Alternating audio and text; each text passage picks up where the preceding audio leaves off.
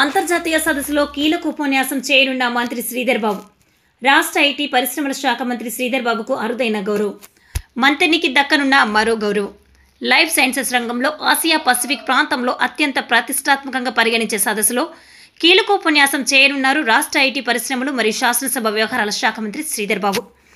ఆస్బయోటిక్ international conference 2025లో కీలకోపన్యాసం చేయాలని మంత్రికి ఆహ్వానం అందింది. దేశంలో ఈ గౌరవం దక్కిన ఏకైక మంత్రి శ్రీధర్ బాబు.